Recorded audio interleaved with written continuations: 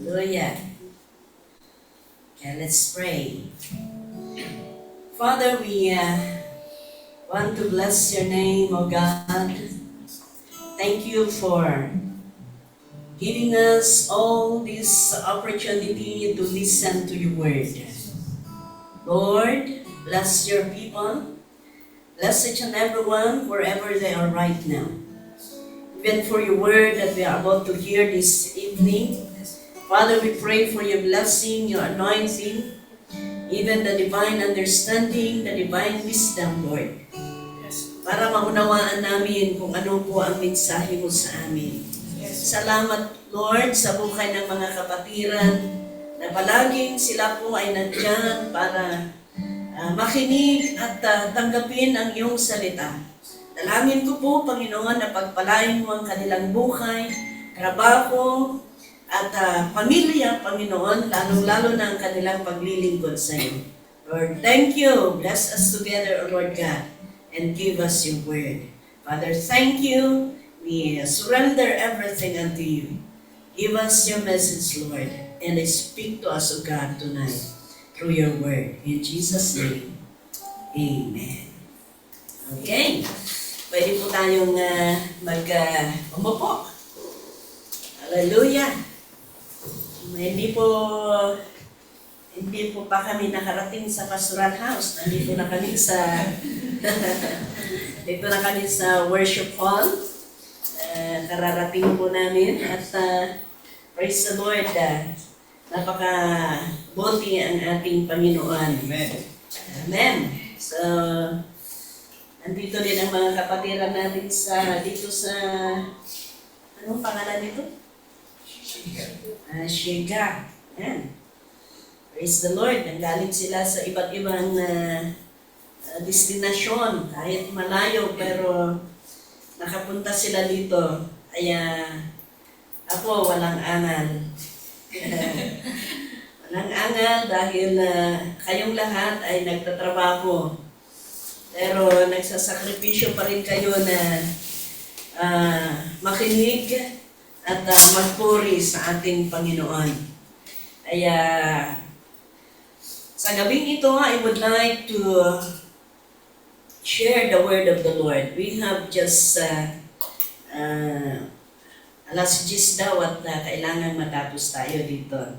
So, we need to be strict and we need to obey so that next time, papagamit ulit nila. Amen. Ganun ang gawin natin. Okay. Ang title ng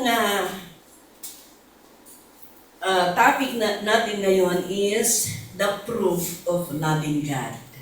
Yeah. Ang pagmamahal, kailangan may proof. Hindi pwede yung I love you, I love you, I love you lang. Kailangan talagang may proof ang pagmamahal. May ebidensya ang pagmamahal. Sa bagay, alam ko naman, talagang mahal ninyo si Lord. Alam niyo kung bakit? Ako'y nagagalak, ano? I'm so happy na kahit malayo yung pinanggalingan ninyo, ay, andito pa rin kayo. Kagabi, sinamahan ko si pastora na naghatid. Roon, malayo yung hinatid namin, tapos yung isang kapatid natin, wala na yung train niya. Kaya yan, dinala namin kung saan yung bike niya. But you see, nag-bike siya, tapos nag-train siya para lang makarating sa para magsimba, magpuri sa Panginoon. And she sacrificed to go home again because ngayon may trabaho. Anong oras na nahatid natin kagabi? Kaya nakaakuwi din kami, alas 2. Alas 2 ng madaling araw. Kaya sabi namin, good night, see you later. Hallelujah, praise the Lord. Ngayon, nandito na naman kami. Nag-start kami ng 2 o'clock. Pero may dinaan-daanan, kaya ayan, nakarating kami dito ng 7. Yeah, 7 kasi 1 hour lang, kaya hindi tayo pumunta sa pastoral house. But anyway, yan ang isang bagay na nagpapakita na mahal natin ang Panginoon. May sakripisyo. True love ay kalakip ang sakripisyo. Kung walang sakripisyo, baka hindi tunay na pagmamahal yun. That's why I believe that you love the Lord because despite of your work, of your situation, you still come. You came to serve God. Mamaya may bautismuhan din. Bautismuhan natin. Praise the Lord. Talaga nang napakabuti po ang ating Panginoon. So, because tupido yung oras natin, bibigyan kayo lang ng 2. Okay? Pero ito po ang pinaka-great na makikita natin na proof ng isang pagmamahal. Loving the Lord. Okay. Number 1 is obedient. Okay? If you love the Lord, then you obey Him. Masunurin ka kung talagang mahal mo ang Panginoon. Okay. In 1 John chapter 2 verse 5. 1 John chapter 2 verse 5. Sa 1 John chapter 2 verse 5, sabi niya dito, but if anyone obeys His word, God's love is truly made complete in Him. This is how we know that we are in Him. Tingnan ninyo. If anyone obeys His word, God's love is truly made complete in Him. Kaya kung talagang mag-o-obey tayo, yan ang nagpapakita na tunay ang ating pagmamahal sa ating Panginoon. And this is how we know we are in Him. You know, if you really love the Lord, doon din nakikita mo at nararamdaman mo na nasa Panginoon ka talaga. Yan. Yan. Kaya, importante yung pag-o-obey natin sa Panginoon. 1 John chapter 5, verse 3.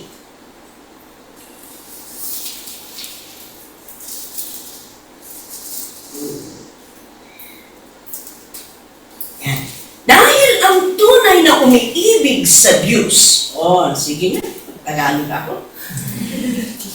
Bakit pa ako mag-i-English, no? Tagalog na lang ako, diretso pa, no? Dahil ang tunay na umiibig sa Diyos ay sumusunod sa Kanyang utos. Tingnan ninyo. At hindi naman mahirap sundin ang Kanyang mga utos. Alam ninyo, kung talagang mahal mo ang Panginoon, hindi mahirap sumunod. Pero kung hindi mo talaga mahal ang Diyos, doon ka nahihirapan. Doon ka nahihirapan. Kaya kung talagang nandun ang pagmamahal, walang mahirap sa Diyos. Ayan. Isaiah chapter 1 verse 19. Isaiah chapter 1 verse 19. Isaiah chapter 1 verse 19. Kung susunod lang kayo sa akin, ay pagpapalain ko kayo. Wow! If you are willing and obedient, you will eat the best from the land. Tingnan ninyo. Kaya nga sabi ko kahapon, obeying the Lord and sacrificing for Him is not a loss. It is a gain. Hindi ka pagpalain ka ng Panginoon kung ikaw ay willing na mag-obey sa Kanya. Exodus chapter 19 verse 5. Exodus chapter 19 verse 5. Exodus chapter 19 verse 5. Yan. Kung lubos ninyo akong susundin at tutuparin ang aking kasunduan, pipiliin ko kayo sa lahat ng bansa para maging mga mamamayan ko. Akin ang buong mundo. Tingnan ninyo ito. Kung lubos ninyo akong susundin at tutuparin ang aking kasunduan, pipiliin ko kayo. Yan. Yan ang bintahin nito. Talagang kung susundin natin ang Panginoon sa lahat ng mga tao dito sa mundo, tayo ang pipiliin niya. Pasalamat tayo kay Lord. Ang daming tao dito sa Japan. Ilan ba ang population ng Pilipino dito sa Japan? Yan. Sa Hong Kong, 300,000. More. Yan. Ikaw ang pinili ni Lord. Praise the Lord. Hindi ka naman mayaman, di ba? Hindi naman tayo mayaman. Hindi naman tayo professional.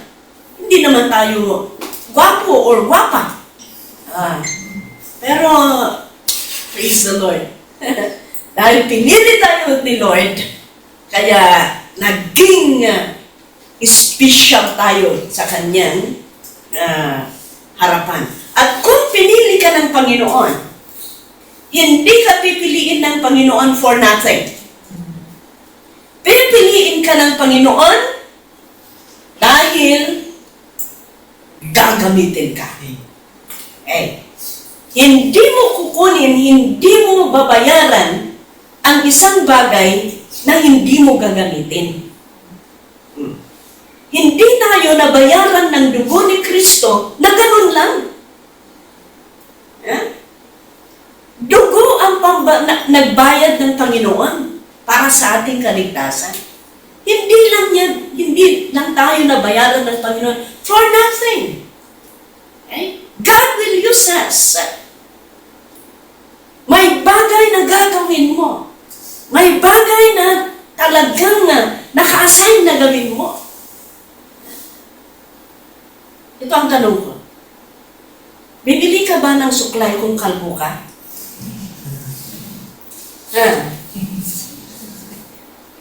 Bibili ba kayo ng suklay kung kalbo kayo? Hindi. Ibig sabihin, bibilihin mo yung isang bagay dahil gagamitin mo. Hindi ka bibili ng suklay kung kalbo ka dahil walang paggagamitan. Anong suklayin mo? Ganon. Kaya, I tell you, God had chosen you. Ang napakaganda pa, sabi ng Panginoon sa John 15, sabi niya, hindi kayo ang pumili sa akin. Ako ang pumili sa iyo. Ibig sabihin, hindi ordinaryong tao ang pumili sa atin. At ibig sabihin, you are special dahil sa kadami-dami ng tao, pinili ka ng Panginoon. Kaya magpasalamat tayo kay Lord dahil pinili tayo. That's why we need to obey. In obeying the Lord, this is a proof of loving Him. Hallelujah. Sinong nagmamahal kay Lord? Amen. Huwag mong tulugan, ha? Kung talagang minamahal mo si Lord, huwag mong tulugan. Sabi ko nga kahapon, bakit walang amoy ang gumamila? Dahil noong nag-distribute si Lord ng pabango, tulog siya. No? Tingnan niya, walang amoy ang gumamila, di ba? Dahil nakatulog siya noong nag-bisik si Lord ng pabango. Kaya huwag kang matulog. No? Okay, pangalawa na proof. Kahit sa literal. Pangalawang proof is giving gifts to the Lord. Wow! Alam ninyo, sabi nila, may yumaman sa Trinidad na nagtanim ng flowers. Yan. Alam niyo kung bakit? Isa kung bakit. Noong Valentine's Day, yan. Noong Valentine's Day, wow! Talagang mabili ang flower. Bakit? Gifts. Gifts. Another is during Mother's Day. Yan. Gifts. Nagpapatunay sa pagmamahal. That's why gifts is also a proof of loving the Lord. Take note. God takes note of your prayers in your giving. I would like you to see. And God answers your prayer and reward your giving or gifts. Yeah. In Acts chapter 10, tingnan natin ito. Acts chapter 10, verse 1 to 5. Okay, sayin natin.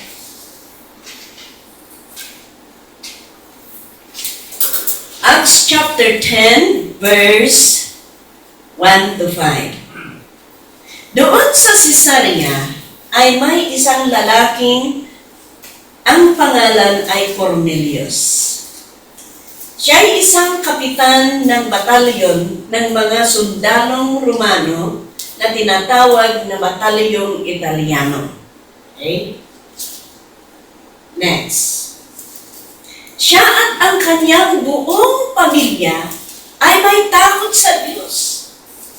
Marami siyang naibigay na tulong sa mga mahihirap na Hudyo at palaging nananalangin.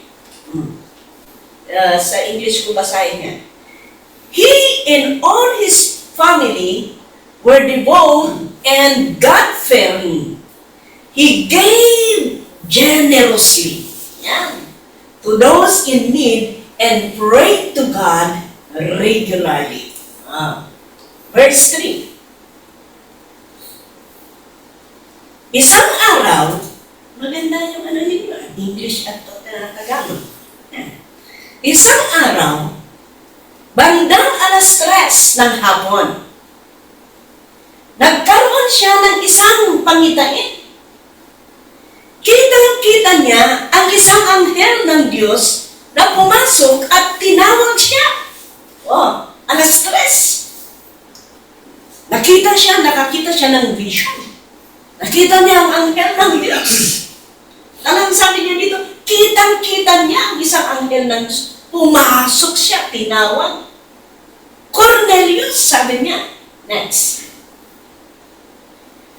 Tumitig siya sa anghel at takot na nagsabi, ano po ang kailangan ninyo? Mag-imagine na lang kayo, parang drama, no?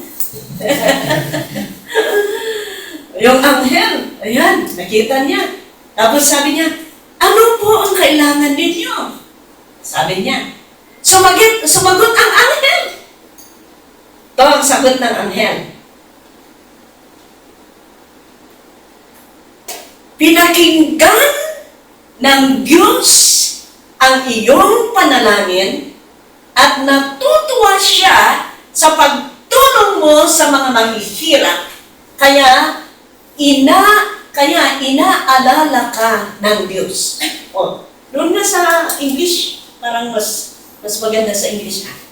Sabi niya, Cornelius stared at him in fear. What is it? Lord, sabi niya. He said, the angel answered, ito, your prayers and your gifts to the poor have come up as a memorial offering before God. Tingnan ninyo. ang gifts ni Cornelius, ang panalangin ni Cornelius, wow! Nagiging a sweet aroma sa Panginoon. At sabi ng Panginoon, your prayers and your gifts to the poor have come up. Have come up as a memorial offering before the Lord. Wow! Memorial offering. Di makakalimutan ang Panginoon ang gifts and prayers natin. Tingnan ninyo. Alam ninyo kung may building sa atin, may waiting shade, sabi niyo, in memory. You know why? Because of their gifts, because of yung tulong nila, kaya nakasulat in memory, pati noon sa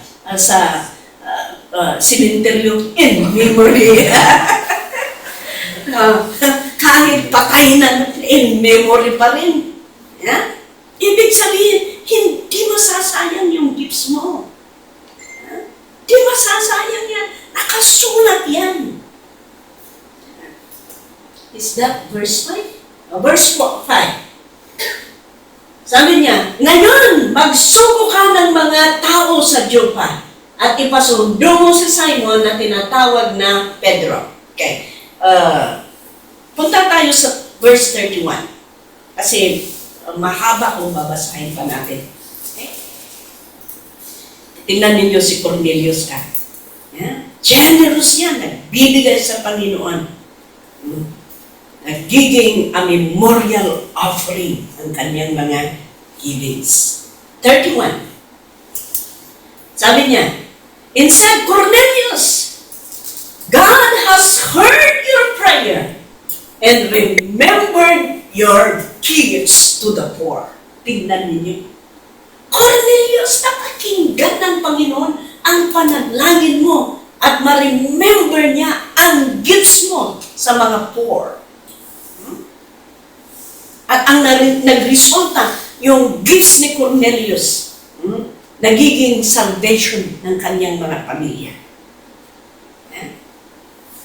Verse 44. Verse 44. Hallelujah. Okay? Habang nagsasalita pa si Pedro, napuspos ng banal na espiritu ang lahat ng nakikinig. Next verse. Hanggang 48, please. At ang mga nanampalatayang Hudyo na sumama kay Pedro mula sa Joppa ay namangha dahil pinagkaloob din ng Diyos ang banal na espiritu sa mga hindi Hudyo. Dahil narinig nila na nagsasalita sila ng iba't ibang wika na hindi nila natutunan at nagpupuri sila sa Diyos. Kaya sinabi ni Pedro, natanggap na nila ang banal na espiritu tulad natin. Kahit hindi sila mga Hudyo, kaya wala nang makakapigil sa kanila para mabautismuhan sila sa tubig. And verse 8, at inuutos ni Pedro na bautismuhan sila sa pangalan ni Jesucristo. Pagkatapos noon, pinakiusapan nila si Pedro na manatili mula sa kanila ng ilang araw. You see, ang resulta ng pagpupuri or prayers and gifts ni Cornelio ay salvation. Hindi lang sa pamilya, kahit sa mga Hudyo na nakinig sa salita ng Diyos. You see?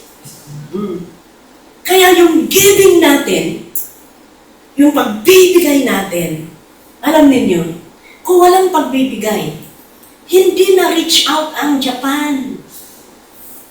Kung walang pagbibigay, hindi na-reach out ang ibang nasyon. Kaya tingnan ninyo, ang first na open ng outside Philippines noon, Hong Kong lang. Hong Kong ang naunang nabuksan. Ayan, ginamit ng Panginoon ang givings ng taga Hong Kong na na-open ang trabaho sa ibang lugar.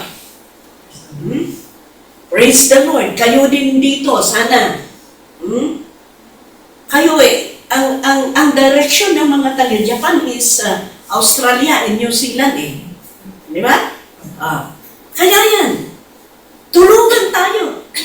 That's the reason why wag tayong maging madama. We thank the Lord because binigyan tayo ng kalakasan, binigyan tayo ng good health, binigyan tayo ng trabaho. Paano kung hindi ka binigyan ni Lord ng good health? You are not fit to work. You cannot abroad. You cannot go to abroad. But you are fit to work because God sustain you. That's why you are here working. Pero uuwi na si Pastor Mark. Pero magpatuloy ka sa Pilipinas na maglingkod. If the Lord is talking to you na mag full time, why not? You have the best employer. Ganun po mga kaibigan. Tingnan ninyo, ganun ang pagbibigay. Alam ninyo mga kapatid, I think, okay, isang bagay na makikita natin dito. One thing more I would like us to read also, Matthew chapter 27, verse 57 to 60. Yeah.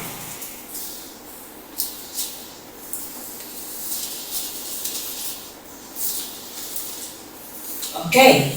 Matthew chapter 27, verse 57 to 60. Sabi niya dito, nang magtakip silim,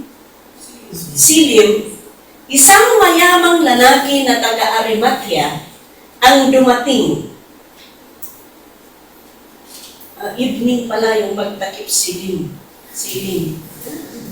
Siya ay si Jose, na isang bakit ito? Who had himself become disciple of Jesus. Yan, si Jose. Tagasunod ni Jesus. Next verse. Pumunta siya kay Pilato at hiningi niya ang bangkay ni Jesus. Kita ninyo si Joseph? Hiniling niya ang bangkay ni Jesus.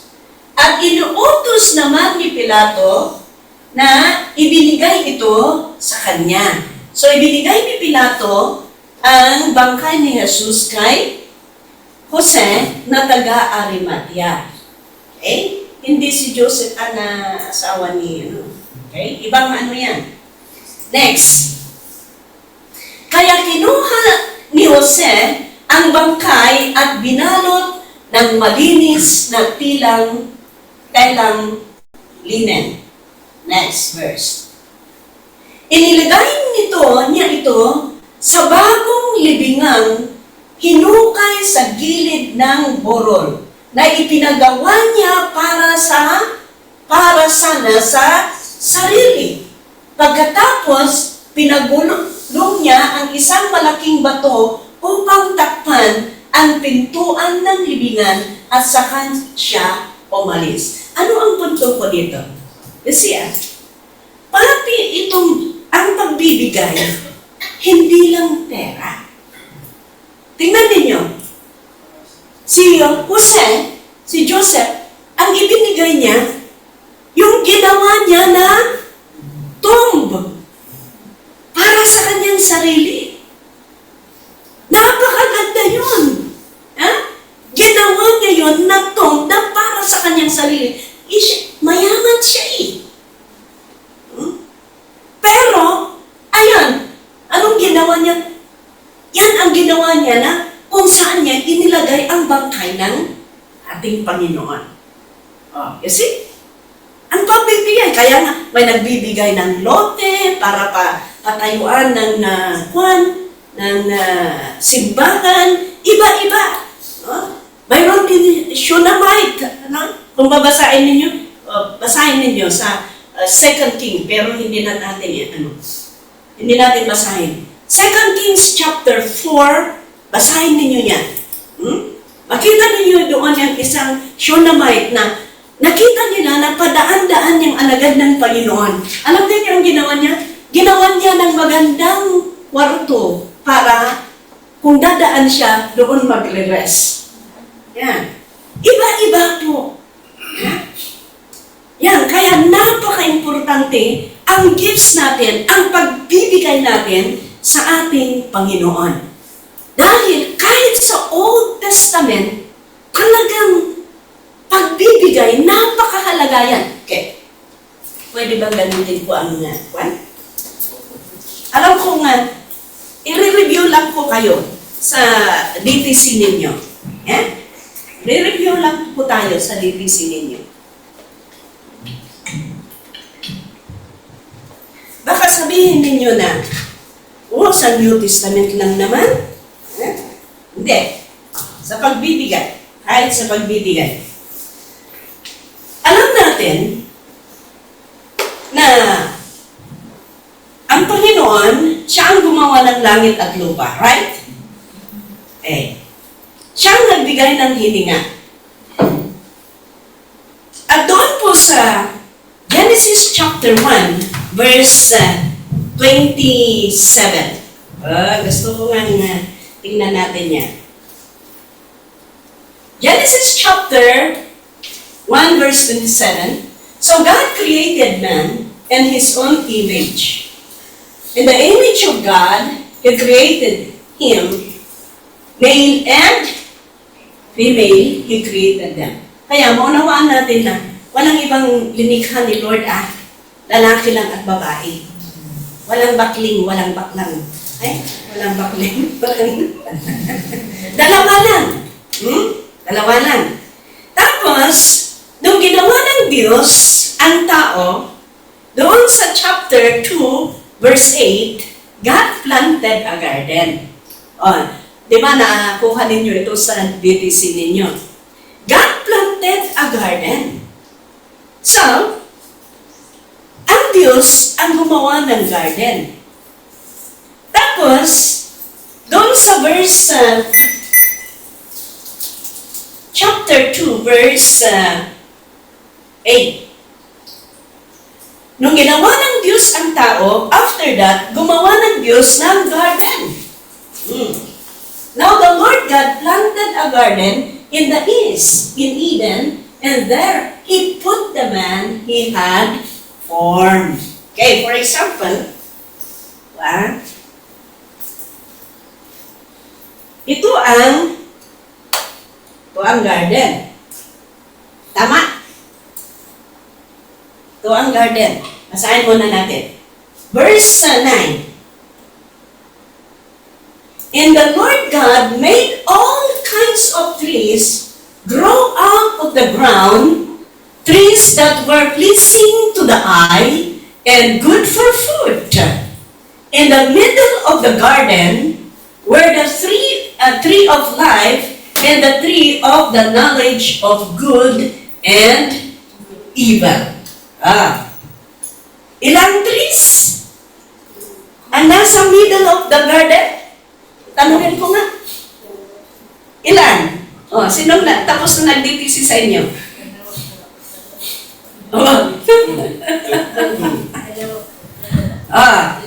So, sabi niya, dalawa, di ba? Okay, ito na. Sabi niya doon sa salita ng Panginoon, and the Lord made all kinds of trees. So, nandito yung mga trees, ano? Okay. Pinalago ng Panginoon. Example lang, Okay. Kaya, ano ang nangyari doon sa verse 15? So, dalawang trees, ano yung isa? Tree of?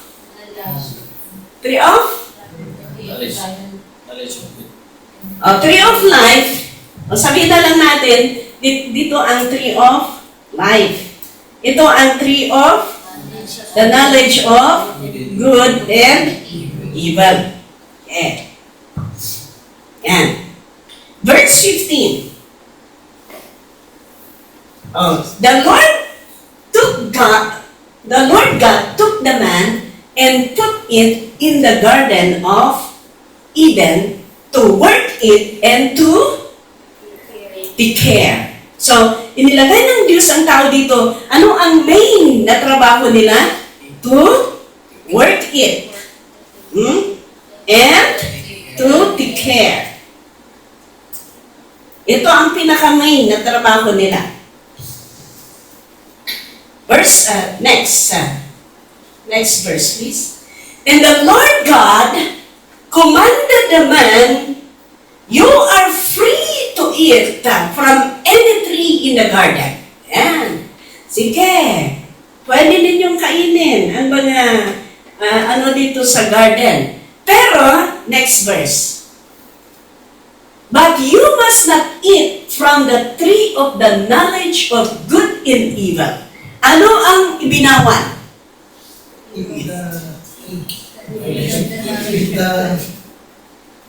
The tree of the knowledge of good and evil.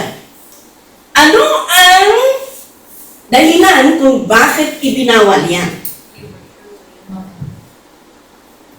Sabi niya, for when you eat of it, you will surely die. Okay. So makita natin dito, when God created man, He created a garden.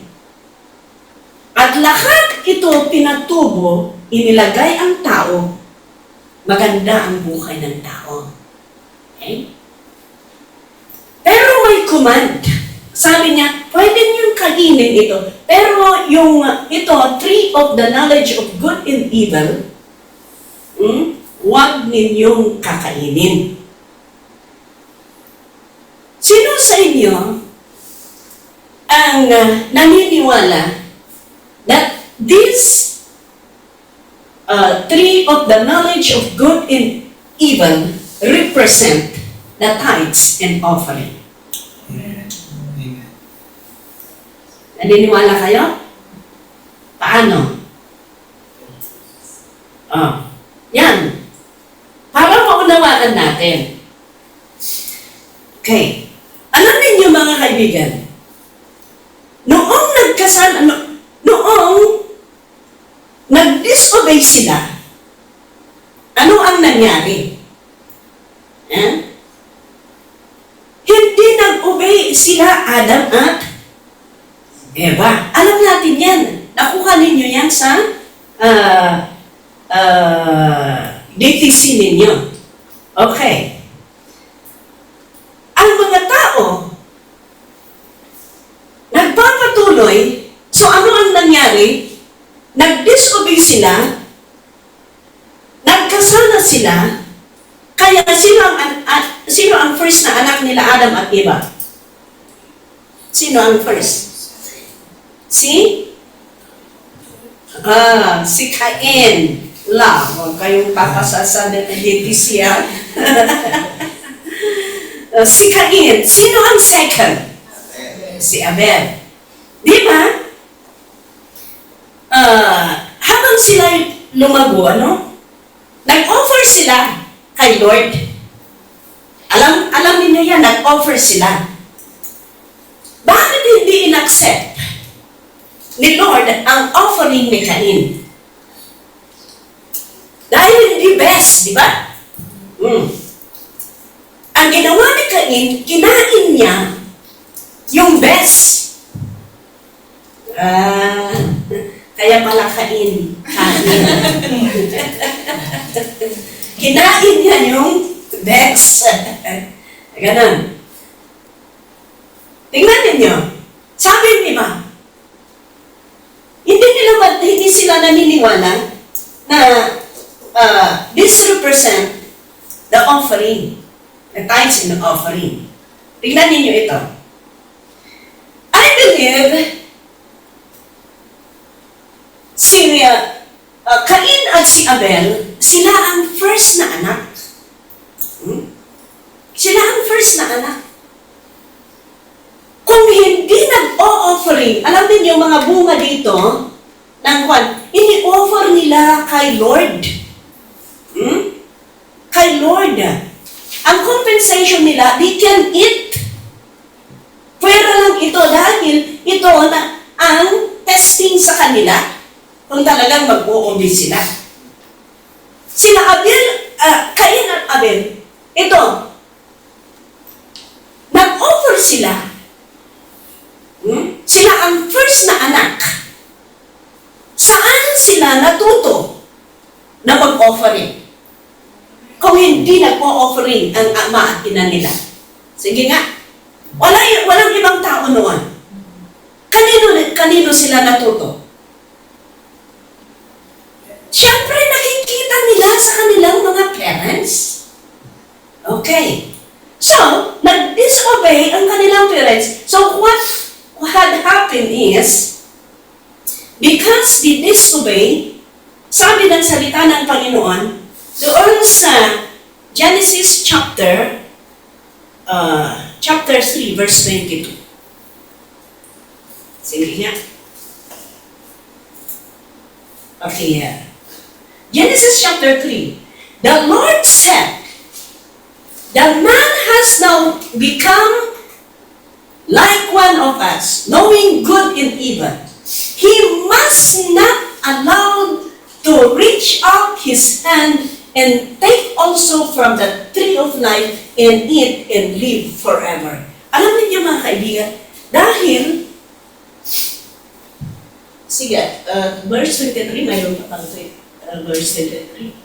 And so the Lord God banished him from the Garden of Eden to work the ground from which he had been taken. Ito, wala tayong time na magbasa kung paano nagkasala sila Adam at Eva. Pero alam ninyo yan.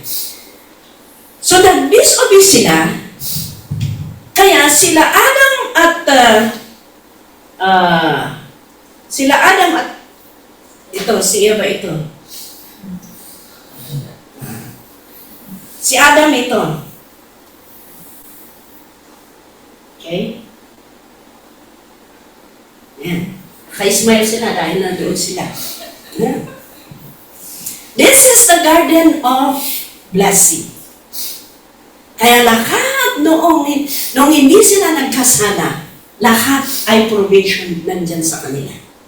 Pero noong nagkasala na sila, sabi sa salita ng Panginoon, God banished you from the Garden of Eden. Anong nangyari?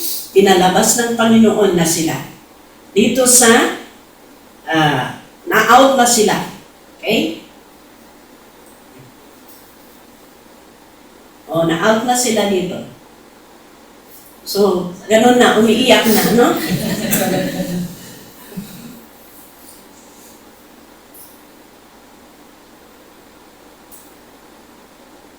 So, out na sila, Dapat umiiyak. Na-out na sila. Next verse. After he drove the man out, he placed on the east side of the Garden of Eden cherubim and flaming sword flashing back and forth to guard the way to the tree of life. Kaya ang nangyari, na-black na ito. May sword dito, flashing back and forth, sabi niya. At may cherubim dito. No? Okay. So, ayan ang nangyari. Napalayas na sila dito. Ang nangyari is, nagpapatuloy ang tao na nagkakasala. Alam naman natin, kung magsisi yung mga tao, ang Diyos, pahihintuin niya yung wrath niya. At sila'y mananalo ulit. Pero kung nagkakasala sila, ayan, kinukurs ng Panginoon, natatalo ulit sila. Tuloy. Yan ang ginagawa. Kaya ang nangyari is, hanggat dumating dito sa Malakay, okay, sa Malakay chapter, what? Malakay 3. Okay. Gusto kong basahin natin ang patunayan natin kung ito po ay representing tithes and offering. Okay? Yan. Tinitingnan ko yung oras eh. Malakay chapter, let's go to Malakay chapter 3 verse 6. Diyan tayo doon. Sabi niya, I the Lord do not change. You see, do not change. Okay. Next verse. Ever since the time of your forefathers,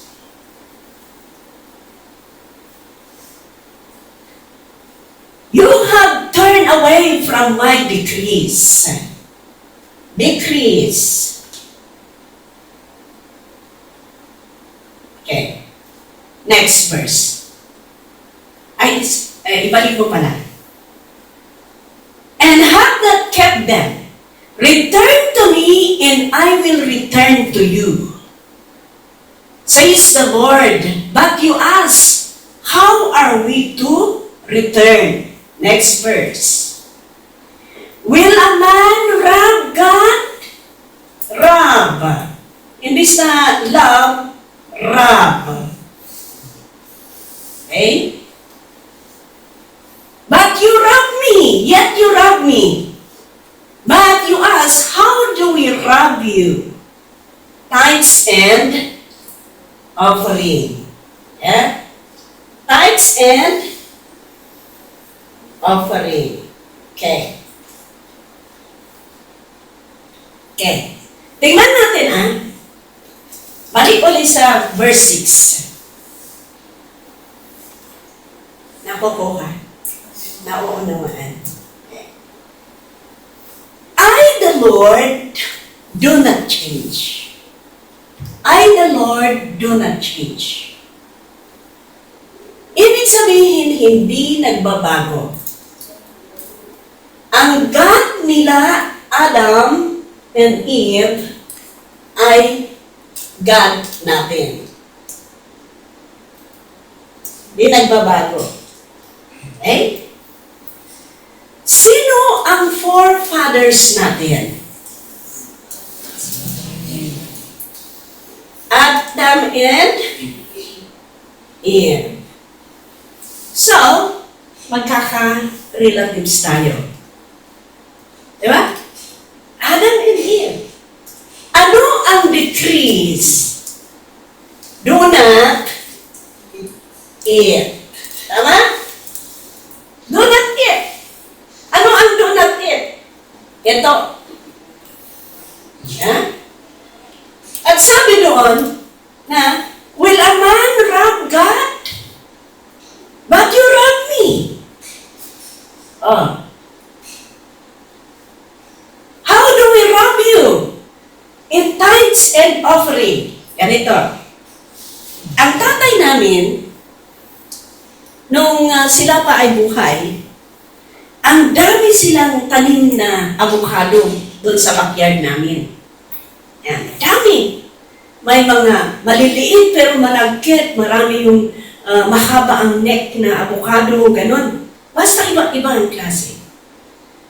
Tapos, doon sa may isang puno ng avocado na palaging sinasabi ni ang tatay namin, huwag at huwag ninyong kukunin ito, sabi niya. Kahit kukuha kayo dyan, sabi niya sa mga kapitbahay namin, kahit kukuha kayo dyan kung saan dyan, pero ang puno na ito, yung bunga nito, huwag at huwag ninyong kukunin. Ibig sabihin para sa amin. Pero kung walang tao, kinukuha nila, anong tawag doon? Nakaw. Diba? The same. Do not eat. Do not get.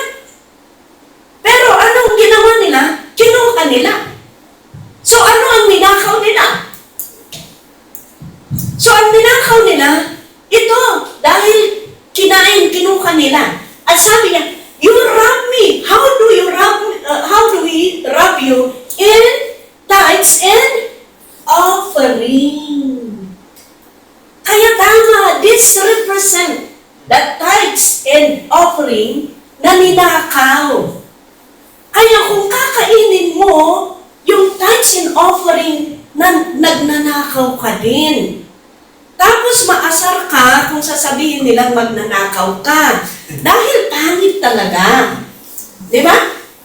Kahit sa Ten Commandments, bawal ang magnakaw. Bawal ang magnakaw. And you see the consequence. Yes, you see the consequence. Naunawaan ninyo? Na-gets ninyo? Yeah. You see the consequence. Because kinain nila ito, they were driven out. Napaalis sila dito sa Garden of Blessing. Out na sila dito. The worst is, nagwardyahan na ito. Nagwardyahan na ito. Para ang taong ito ay hindi makapasok dito sa Tree of Life. Itong isa. That's why if you eat this one, if you nakaw this one, the door will be closed to you. Wala na ang blessing. You will be out from the blessing of the Lord. And this door of blessing, or the windows of blessing, will be closed. May gwardya yan eh. The worst is, magwardya ka para hindi ka makapasok, makakuha dito sa Tree of Life. Ano ba ang tinutukoy ng Tree of Life? Doon po sa Revelation chapter 2 verse 7. Revelation 2 verse 7. Yan. He who has an ear, let him hear what the Spirit says to the churches. To him who overcomes, Revelation, am I right? Yeah. To him who overcomes, I will give the right to eat from the tree of life, which is in the paradise. Ibig sabihin, hindi ka makapasok. It represent the paradise. Ibig sabihin, yung tithes and offering natin, it has something to do with our salvation. It has something to do with our salvation.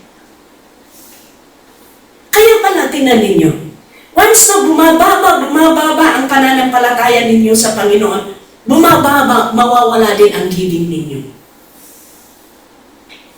Mawawala din ang giving ninyo. Once na bumaba ang lalayo sa Panginoon, ang isang tao, ang unang makikita mo, mawawala at mawawala yung giving niya. Because it has something to do with our salvation. Tree of life pala, tree of life represent the everlasting life or paradise. Ayan.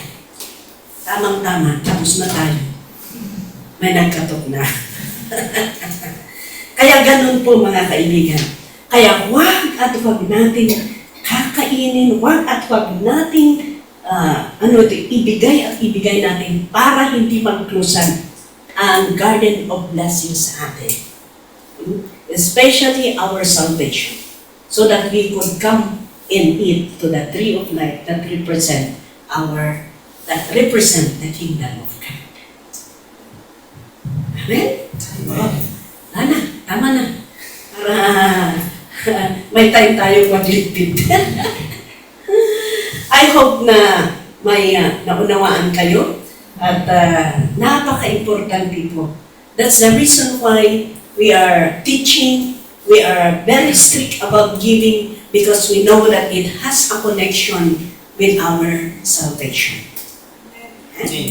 Yeah, may the Lord bless everyone. Sana may naunawaan po kayo, and let us continue to share the truth of the Word of God. Amen. God bless you. God bless everyone. Balik ko na sa MC natin.